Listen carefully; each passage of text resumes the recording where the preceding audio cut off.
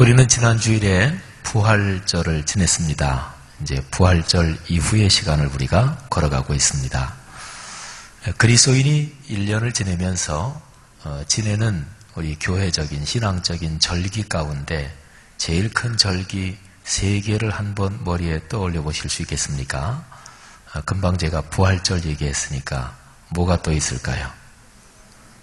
추수감사절 있고 또 연말 제일 마지막에 성탄절 그렇게 되죠.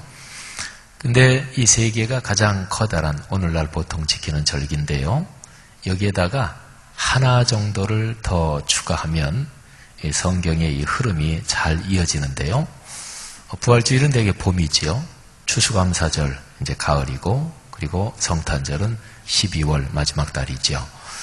근데 요 가운데 빈 데다가 한 해의 한 중간쯤에 맥추감사절 또는 요거를 성령 강림절 이거하고도 연관이 있고요. 다른 말로 오순절 이렇게도 얘기할 수가 있어요. 구약시대 이스라엘 백성으로 보면 3대 절기가 유월절, 오순절, 그리고 수장절. 유월절은 오늘날의 부활절하고 이 신앙의 흐름으로 보면 같다고 비슷하다고 보시면 되고, 그리고 오순절, 이게 오늘날의 성령 강림절, 맥추절하고 비슷하고요. 수장절, 추수해서 저장한다. 이게 추수감사절이에요. 우리가 이제 부활절, 추수감사절, 성탄절, 이거는 이제 금방 들어오는데, 제가 또 하나 말씀드린 한 해의 중간쯤에는 이 절기는 뭐 부르는 이름도 여러 가지고, 이게 머리에 잘 안 들어와요. 설명을 이제 들으시면 이게 잘 들어옵니다. 부활하신 예수님께서 제자들에게 나타나십니다. 그런데 예수님이 부활하셨다고 해서 제자들이 금방 능력을 받고 복음을 전하고 또 주님의 소명자가 된 것은 아닙니다. 제자들은 기다려야 했습니다. 예수님도 기다리라고 말씀하셨습니다. 성령이 임하실 때까지 기다리라 그랬죠. 예수님이 부활하시고서 승천하시고 그리고 성령이 강하게 이 초대교회 성도들에게 오시는데, 부활하시고서 성령이 임재하실 때까지, 그때까지의 기간이 50일입니다. 그래서 오순절 할 때 그 순자는 열 순자고, 그러니까 열 곱하기 5 하면 50이잖아요. 그래서 부활하신 뒤에 50일째 되는 오순절에 강하게 성령께서 오셨다. 이렇게 보시면 돼요. 그래서 오순절, 성령 강림절, 또는 77절이라고도 그래요. 77이 49, 그리고 그 다음에 오는 날, 그러니까 77절, 이것도 연관이 있고, 또는 오늘날 보통 지키는 절기에서는 맥추절, 이게 이제 관련된 또 연관이 있습니다. 어쨌든 의미를 설명 지금 드리니까 쉽게 머리에 들어오죠. 부활 후에 성령을 기다리는 절기다. 그런 얘기입니다. 사도행전 1장 8절, 그는 바로 이런 맥락과 연관이 되어 있습니다. 오직 성령이 너희에게 임하시면, 성령을 이제 기다려야 되는 거죠. 성령이 오시면 너희가 권능을 받고 예루살렘 온 유대 사마리아 땅끝까지 가서 증인이 된다. 이게 사도행전 1장 8절 저 유명한 구절입니다. 성령이 오시면 어떤 일이 일어나는 것일까요? 하늘에 아주 강한 에너지가 오는 거잖아요. 성령 하나님이 우리에게 오시는 거잖아요. 성령 하나님이 오시면 전에 들었던 성경 말씀을 생각나게 하십니다. 또 전에 들었던 성경 말씀, 지식적으로는 알고 있었는데 그 지식이 이게 막 살아 움직여서 능력이 돼서 우리의 삶을 실제로 변화시킵니다. 성령의 충만을 받은 제자들, 베드로를 비롯한 제자들이 복음을 전했거든요. 사도행전 2장에 보면 오순절에 성령이 강하게 임재하시고, 그래서 사도 베드로가 설교한 내용이 거기에 기록이 되어 있습니다. 베드로가 설교한 내용은 그냥 간단하게 얘기하면 그 전에 예수님께 들었던 성경 말씀, 또는 베드로를 비롯한 제자들이 다 유대인들이니까 어려서부터 구약 성경을 암송하고 배우고 늘 이러면서 자란 사람들이에요. 그래서 어려서부터 들었던 성경의 말씀, 그 말씀을 성령께서 깨닫게 해주시는 거예요. 그래서 그 말씀이 전에는 그냥 지식으로만 있었고 또는 예수님이 가르쳐 주셨는데도 까먹기도 했고 흘려 지나가 버리기도 했는데 그 말씀이 이런 뜻이구나 그러면서 그 말씀이 살아 움직이기 시작한 거예요. 사도행전 2장에 베드로의 설교는 내용이 바로 그런 거예요. 그래서 부활절 이후에 한 두어 달 또는 이 기간은요, 성경하고 성령하고 이 두 가지가 확 만나면서 거기에서 에너지가 발생해서 그 에너지가 전 세계로 퍼지게 되는 이 일을 기다리고 기대하고 그리고 기도하는 시간, 그게 부활 이후에 바로 지금 시점입니다. 성경, 이건 하나님의 말씀이잖아요. 진리의 말씀. 참 좋은 거지요. 그리고 성령, 삼위일체 하나님으로서 성령 하나님, 얼마나 강한 능력이에요. 성경 하나만 해도 진리의 말씀이고 강력하고 성령 하나님, 그분 자체가 커다란 능력인데 이 성경, 성령이 같이 만나서 스파크가 일어나면 거기에서 엄청난 에너지가 발생하는 거예요. 제가 지난 주간에 그 케임브리지 대학을 위해서 공부한 어떤 젊은 물리학자하고 잠깐 무슨 얘기를 하는데 그 젊은 학자가 연구한 연구 분야에 대해서 제가 잠깐 들었어요. 이 원자의 세계가 있는데 그 원자를 더 쪼개잖아요. 분자를 쪼개면 원자를 더 쪼개면 그 안에 작은 입자들이 더 있다 그러지요. 근데 그 입자 중에서 양성자라는 게 있습니다. 우리 전도사님 이름하고 똑같아요. 근데 그 양성자, 그게 뭐 원자보다 더 작은 입자인데 그거를 고속으로 무지무지하게 빠르게 해가지고 양성자 두 개가 쾅 부딪히면 거기에서 엄청난 에너지가 나온다는 거예요. 그래서 제가 그 젊은 물리학자 얘기를 듣고 우리 같은 목사는 우리가 모르는 분야도 우리 목사들은 눈치가 빠르고 센스가 있어가지고요. 어떤 전문 지식을 들으면 우리 방식으로 쉽게 듣습니다. 이게 꿰는 원리가 있어요. 그래서 그 젊은 물리학자 얘기 듣고서 그렇지. 모든 게 다 부딪히면 에너지가 생기지. 부딪히면 에너지가 생기는 거예요. 그죠? 어디에 손을 딱 다친다. 그래도 이 손이 막 열나지요. 그게 바로 에너지예요. 근데 그 젊은 물리학자가 연구하는 분야가 그런 거예요. 이 양성자를 가속을 시켜서 팍 만나면 거기서 엄청난 에너지가 생긴다는 거예요. 이 세상은 에너지의 흐름이라고 얘기할 수 있습니다. 근데 에너지 중에서는 나쁜 에너지도 있어요. 그리고 좋은 에너지도 있습니다. 그런데 성경, 성령, 이 기가 막히게 좋은 에너지가 같이 꽉 만나서 스파크가 일어나면 거기에서 그 에너지의 파동이 사방으로 퍼지는 거예요. 진정한 에너지의 파동이 어느 시공간에서 어느 좌표에서 시작되잖아요. 그거는 절대로 그냥 있지 않습니다. 반드시 주변으로 영향을 끼쳐요. 지진이 나는 이 지구 물리학적인 그런 지진이라든지 화산이라든지 이런 것도 마찬가지고 또는 어떤 굉장히 깊은 감성적인 어떤 쇼크 또는 선한 감동을 받았다. 이것도 마찬가지예요. 하여튼 에너지가 발생한다. 그건 주변으로 퍼져가요. 여러분, 예수님께서 부활하신 이후에 예수님을 따르던 제자들이 예수님 말씀에 순종해서 기도하면서 기다렸어요. 성령께서 오시는 걸 기다렸어요. 성령께서 강하게 임재하시자 그들이 들었던 말씀, 배웠던 말씀, 이 성경 말씀이 살아 움직이기 시작했어요. 그래서 그 선하고 아름답고 거룩하고 축복스러운 사랑과 평화의 그 강한 에너지가 전 세계적으로 퍼져나가기 시작한 거예요. 사도행전 1장 8절 예루살렘, 온 유대, 사마리아 땅끝까지 그게 퍼져나가기 시작한 거예요. 그게 복음 전도예요. 할렐루야.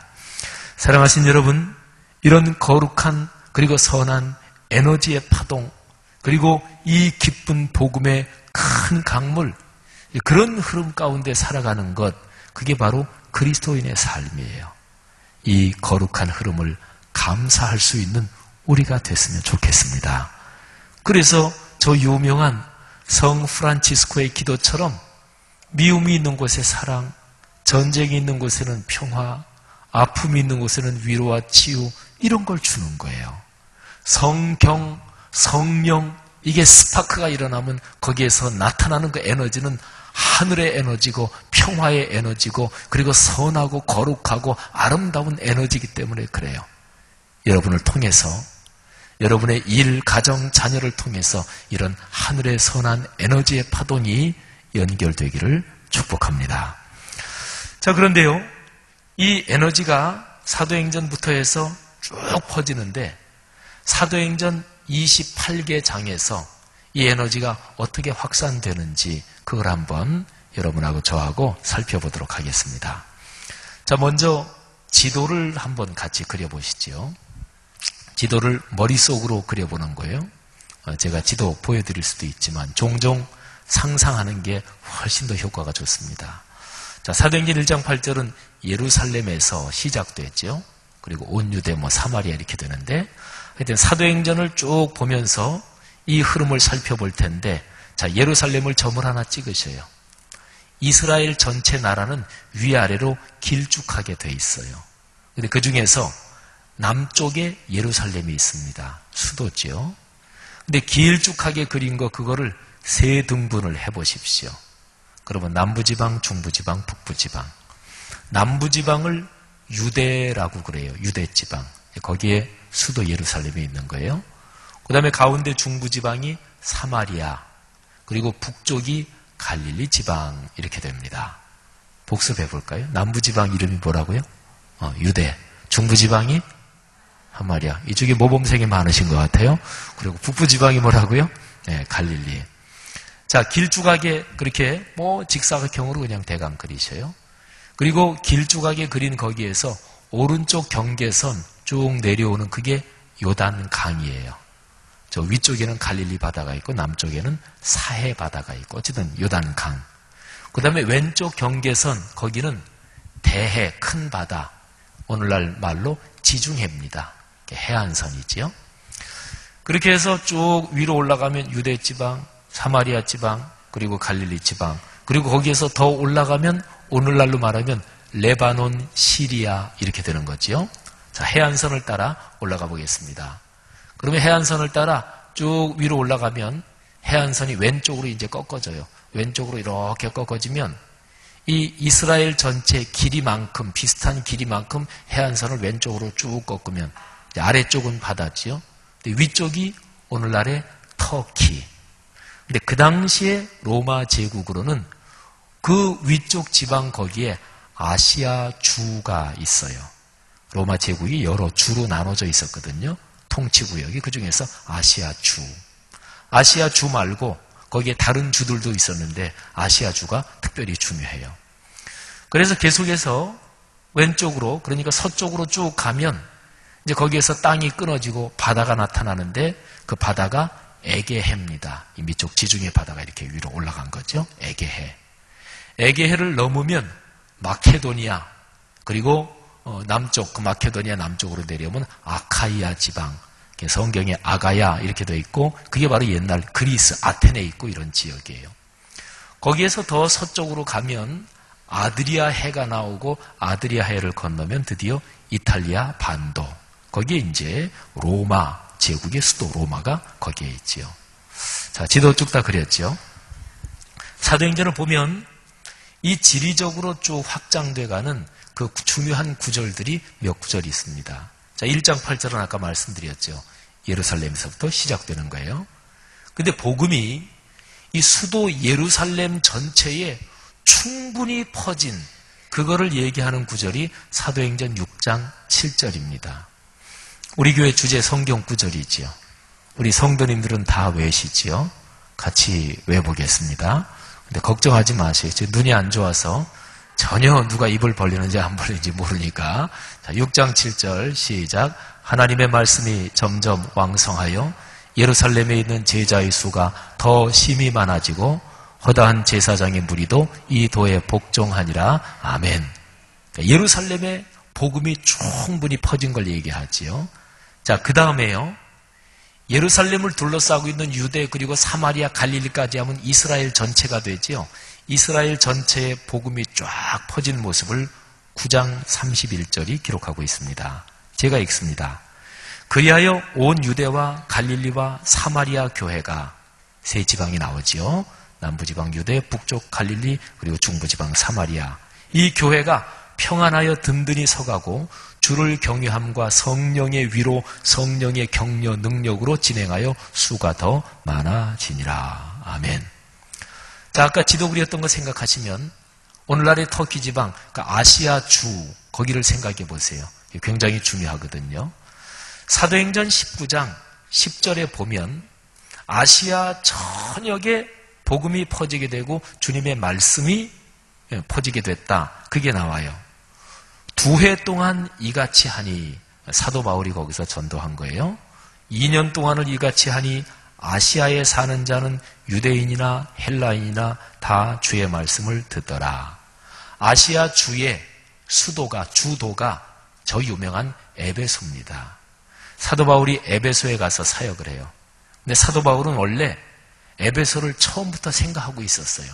그래서 이스라엘 쪽 복음이 전파되고 그러면서 아시아 주 여기를 복음화해야 된다.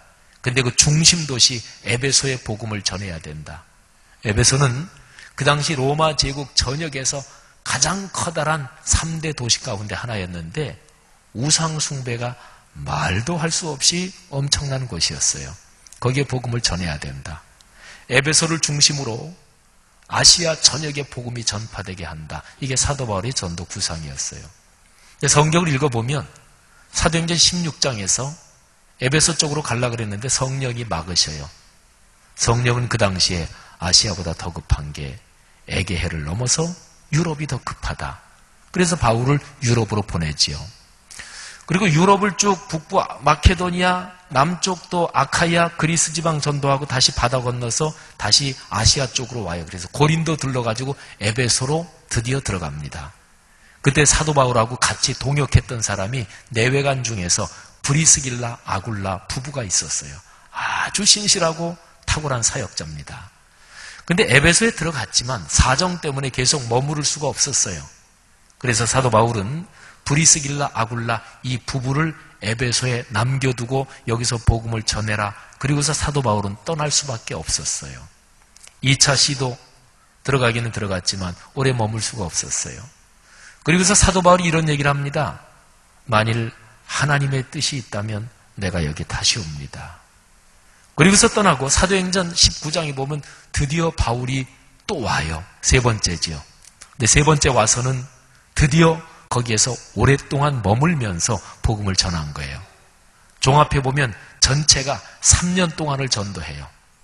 두란노 서원이라는 데서 말씀을 가르치고 기도하고, 우리 한국에 두란노 서원이라고 아주 탁월한 사역단체 있죠. 성경 여기에서 이름을 따온 거예요. 그래서 3년 동안 복음을 전하니까 이 에베소 이 중심 도시를 여기를 기점으로 해서 아시아 전역이 복음이 쭉 퍼지게 되어 있습니다.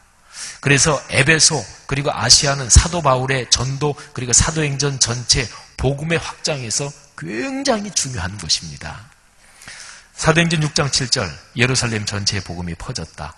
9장 31절 이스라엘 전체에 복음이 퍼졌다. 19장 10절 아시아 전체에 복음이 쭉 퍼지게 됐다. 자, 그리고서 이제 사도행전 맨 마지막입니다. 28장 맨 마지막 2절을 제가 읽습니다. 로마에 들어간 사도 바울의 모습을 기록하고 있는 거예요. 바울이 온 이태 만 2년을 자기 셋집에 머물면서 자기에게 오는 사람을 다 영접하고 하나님의 나라를 전파하며 주 예수 그리스도에 관한 모든 것을 담대하게 거침없이 가르치더라. 자, 요약을 하죠. 사도행전 전체 쭉 보면은 네 중요한 이 지점을 연결할 수 있어요. 예루살렘 6장 7절, 이스라엘 전체 9장 31절, 아시아 19장 10절, 그리고 맨 마지막 사도행전 끝부분 거기는 로마 제국, 그거는 그 당시 사는 사람들에게 곧 세계였습니다. 그 당시에 로마 제국 그 세계의 제일 중심지 로마까지 복음이 들어가서 전파되는 모습으로 사도행전은 끝납니다. 예루살렘, 그리고 온 이스라엘, 그리고 아시아, 그리고 로마 이렇게 되죠. 이게 사도행전의 지리적 확장 구조입니다. 자, 그러면 요거를 가지고 1장 8절하고 비교를 해보십시다. 어떤가? 1장 8절은 성령이 너에게 임하시면 너희가 권능을 받고 예루살렘, 그 다음에 예루살렘을 둘러싸고 있는 남부 유대 지방, 그리고 그 위에 있는 사마리아 지방, 그런데 그리고 땅끝이에요. 좀 이상하죠? 제가 지금 설명드린 사도행전 전체의 지리적 확장 이 구도하고 사도행전 1장 8절하고는 잘 안 맞아요. 전통적으로 사도행전 1장 8절을 성경학자들이나 설교자들이 그렇게 해석해 왔어요. 이거는 사도행전에서 복음이 쭉 확장되는데 그 지리적, 지역적 확장 그 구도를 사도행전 1장 8절에서 미리 써놓은 거다. 근데 우리가 지금 비교해 봤는데 안 맞잖아요. 그죠? 사도행전 1장 8절에서 예루살렘, 온 유대, 사마리아, 근데 갈릴리는 왜 없을까요? 갈릴리가 없다는 게 말이 안 돼요. 예수님은 3년 동안 사역하시면서 거의 대부분의 시간을 북부지방 갈릴리에서 보냈어요. 예수님의 제자들 거의 다 갈릴리 출신이에요. 갈릴리의 그 바닷가 또는 가버나움, 예수의 동네 마을이라고 별명이 붙은 그 가버나움. 왜 갈릴리가 없을까요? 그 다음에 또 하나 중요한 거, 아까 제가 아시아 말씀드렸죠? 에베소 말씀드렸죠? 사도행전 전체 흐름에서 적어도 16장부터 21장까지는 온통 에베소를 중심으로 내용이 돌아요. 근데 그 에베소 아시아가 없잖아요. 그러니까 이런 거예요. 사도행전 1장 8절은 복음이 지리적으로 지역적으로 확장된 그 기본 구조를 써놓은 게 아니에요. 사실은 설교자들이나 이런 사람들이 너무 그냥 다른 사람이 얘기하니까 쉽게 해석한 거죠. 그게 아닙니다. 지금 우리가 보니까 틀리잖아요. 그러면 사도행전 1장 8절은 무엇일까요? 부활절 이후에 성령이 오시는 또 하늘의 능력을 받아 거기서 강한 에너지가 성령이 스파크를 일으켜서 위대한 하늘의 에너지가 확장되고 증폭되는 이거를 표현한 건데, 그런데 뭐를 표현한 것일까요? 자, 이거를 이렇게 생각하면 아주 좋습니다. 한 개인을 생각해 보세요. 어떤 사람. 그 사람이 예수님을 만났어요.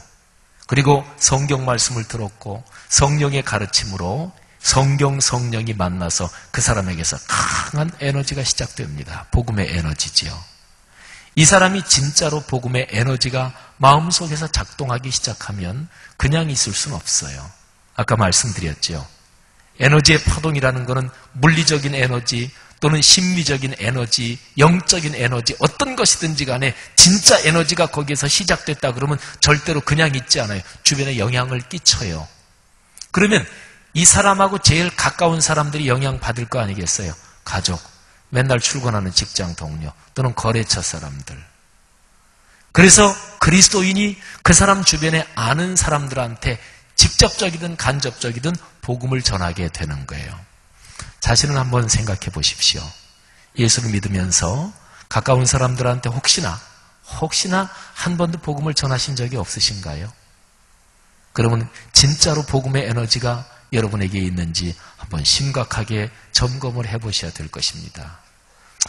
저는 그냥 말주변이 없어서요. 또 성경 교리적인 지식이 없어서. 여러분 그렇게 전도 안 해도 괜찮아요. 예수 안 믿는 분들이 기독교에 대해서 쉽게 읽을 수 있는 두껍지 않고 얇은 책 한 권 선물할 수도 있어요. 그죠? 그거는 말주변 없어도 할 수 있잖아요. 아니면 교회에서 무슨 뮤지컬 공연한다 그럴 때 어떤 사람한테 우리 교회에서 그냥 성극 수준이 아니고 몇만 원 주고 봐야 되는 그런 뮤지컬을 공연한다. 보러 와라. 그날 저녁 식사는 내가 쏘겠다. 이건 할 수 있잖아요. 그런데 교회에서 뮤지컬 한다고 해도 전혀 다른 사람한테 얘기도 안 하지. 그 사람 마음속에 복음이 진짜 있는 것일까요? 목사가 주일 설교하면서 좀 지나친 말 같지만 잘 생각해 보세요. 나 예루살렘을 나라고 어떤 한 개인이라고 생각해 보세요. 그러면 예루살렘과 온 유대, 그거는 유대는 내 주변에 있는 사람들이에요. 자, 그 다음에 사도행전 1장 8절에서 예루살렘, 온 유대, 그 다음이 뭐예요? 사마리아.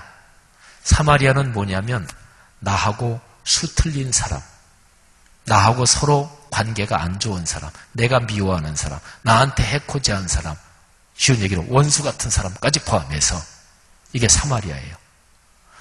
사마리아 사람은 원래는 유대인이었어요. 근데 역사 가운데 다른 민족에게 지배를 받을 때 다른 인종 피가 섞였어요. 유대인들은 혈통의 순수성을 무지무지하게 중요하게 여기는데 원래는 자기 동족인데 혈통이 섞였단 말이에요. 그래서 사마리아 사람을 자기 동족 중에서 이게 잘못됐으니까 이방인들보다 더 멸시했어요. 유대인들은 이방인들을 지옥불의 땔감으로 쓰기 위해서 하나님이 창조했다, 이렇게도 생각을 했어요. 여러분과 저는 유대인들 입장에서 보면 우리는 땔감들이에요. 그런데 이방인들보다 더 멸시하고 상종을 안 한 게 사마리아 사람이에요. 근데 사도행전 1장 8절에서 뭐라 그래요? 예루살렘, 나, 온 유대, 가족, 직장 동료 또는 거래처, 내가 아는 사람들. 그런데 이쪽 한쪽에 뭐가 있어요? 사마리아 사람. 여러분, 국가 민족적으로 얘기하면 한국은 일본을 끌어안아야 돼요. 특별히 한국 교회는, 이 땅의 그리스도인들은 일본 사람을 사랑해야 돼요. 일본을 위해서 기도해야 돼요. 왜? 우리가 일본한테 너무너무 당했으니까. 그러니까 말하자면 일본은 우리 한국 국민들의 심정적으로는 사마리아, 철천지 원수 이런 거죠. 또 가끔가다 무슨 일이 있으면 중국, 또 우리나라 네티즌들이 막 비난하는 게 있지요. 중국을 우리는 사랑하고 끌어안아야 됩니다. 이게 성경적인 원리예요.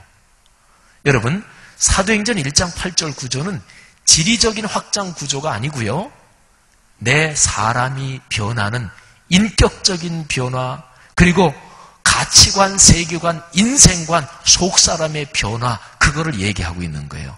예루살렘, 그리고 두 개가 있어요. 온 유대, 사마리아.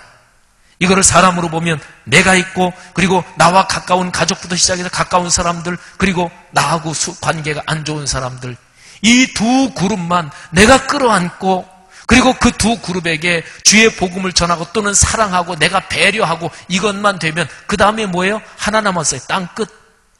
이 두 그룹이 되는데 어디를 가서 전도를 못 하겠어요, 그죠? 근데 이 두 그룹에게 가는 게 쉽지 않죠. 특히 사마리아, 쉽지 않으니까 성령을 기다리는 거예요. 쉽지 않으니까 성경과 성령이 스파크를 일으키면서 거기에서 하나님이 내려주시는 하늘의 거룩한 능력, 그 능력을 받고 나서 그래서야 가는 거예요. 제일 힘든 전도 중에 하나가 가족 전도예요, 그죠? 가족 전도는 진짜 내가 변해야, 당신 교회 나가더니 진짜 변했네. 교회가 어떤 건지 모르지만 당신 변한 거 보니까 나도 좀 교회 나가야 되겠네. 이러면 그건 진짜 확실한 거예요. 사랑하신 여러분, 사도행전 1장 8절 말씀을 이렇게 생각하면 한국 교회가 나갈 길이 보여요. 한국 교회는 사도행전 1장 8절을 성령의 능력, 그래서 너무나 쉽게 어떤 신비한 능력적으로 해석해 왔고, 방언, 예언, 치병, 병고침, 귀신 축출하는 거 이런 쪽으로 많이 해석해 왔어요. 그런 게 있는데요. 그런데 예를 들어서 예언 그러면 점쟁이가 앞날 알아맞히는 것처럼 그렇게만 생각해요. 성경 히브리어 단어 원어를 해석한다면 예언은 가장 정확하게 말하면 대언이라고 옮기면 더 정확해요. 대언, 대신 말한다. 누구를 대신 말하느냐? 하나님의 말씀을. 미래일을 얘기할 수도 있어요. 현재일을 얘기할 수도 있어요. 과거일을 얘기할 수도 있어요. 이게 바로 대언, 성경에서 말하는 예언이란 뜻이 그거예요. 근데 그리스도인이 그냥 내 귀에 듣기 좋은 얘기만 하면 점장이한테 점치는 것처럼 예언 기도를 흔히 그렇게 생각하잖아요. 그래서 목회자들도 그런 성도들의 필요를 적절하게 충족시켜 줄 수 있는 종교적 기술이 발달하는 거예요. 예언 안 맞는다고 법 고소하는 사람 아무도 없습니다. 사랑하신 여러분, 잘 들으십시오. 한국교회는 사도행전 1장 8절을 그런 식으로 과도하게 해석하고, 또 하나는 지리적 확장. 지리적 확장은 사도행전 쭉 본 것처럼 복음은 확장돼요. 그건 맞아요. 근데 우리 땅이 넓어진다. 우리 영역 넓어진다. 우리 편 많아진다. 사도행전 1장 8절이 그거 말하는 거예요? 아니에요. 그것 때문에 세상이 어지럽잖아요. 기독교가 말하는 게 겨우 그거예요? 그러면 종교 전쟁 하겠다는 거잖아요. 아닙니다.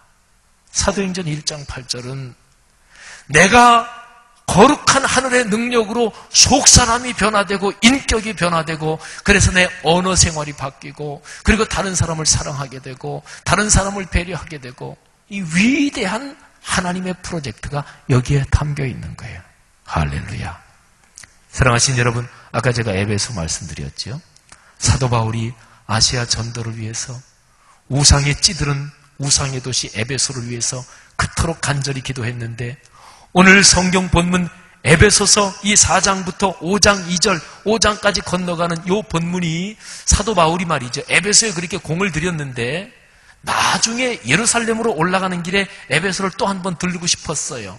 근데 시간이 안 됐어요. 예루살렘으로 올라가는 사도 바울은 예루살렘에 올라가면 체포돼가지고 죽을 수도 있어요. 그거를 예감하고 있어요. 마지막으로 에베소 한 번 더 들리고 싶었어요.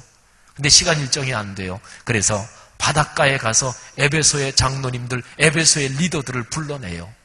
바닷가에서 무릎을 꿇고 에베소 그 교회 지도자들한테 간절히 다시 한번 권면해요. 무슨 권면입니까?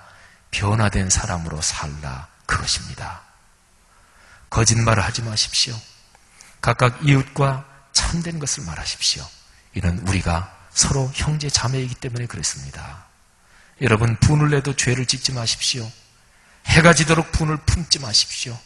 분을 품고 있으면 오래도록 품을수록 마귀에게 틈을 줍니다. 도둑질하지 마시고 다시 돌이켜서 가난한 자에게 구제할 수 있도록 자기 손으로 수고해서 선한 일을 하십시오. 열심히 돈을 버십시오.